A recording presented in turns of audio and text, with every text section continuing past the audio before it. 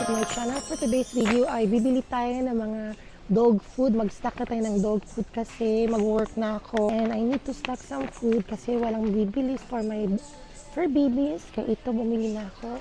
Nandito ngayon ako sa SM Muntinlupa at ito ang binili ko.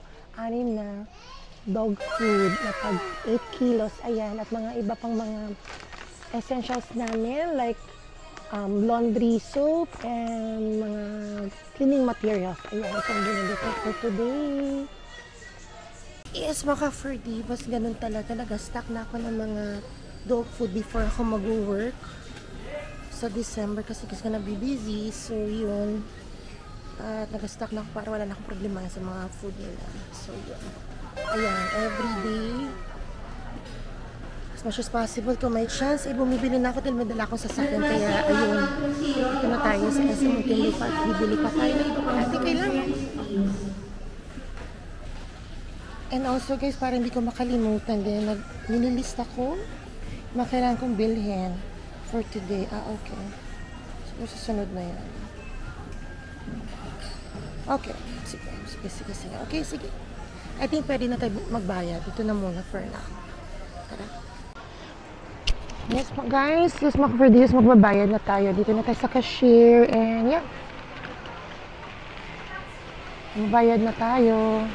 Lang naman, basically. Ito lang. Dog food lang ng cleaning materials. Yes, miss. Ayan tayo. Ay, meron pala akong kasi advantage. Oops. For discount, ma'am, wala po. Wala naman.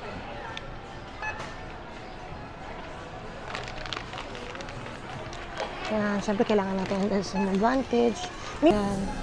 Yan guys, 6 yan. Dog food for my fur babies. Yes, mga ka-Ferdivas, tapos na tayo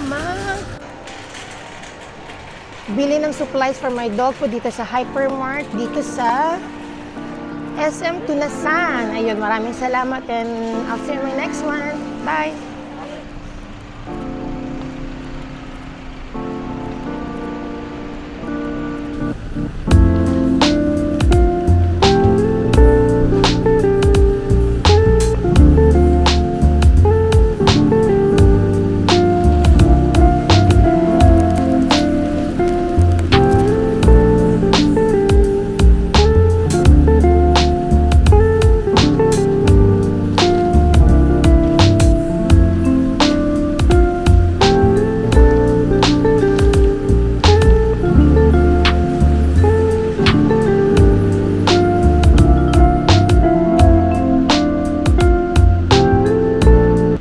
Later that same evening.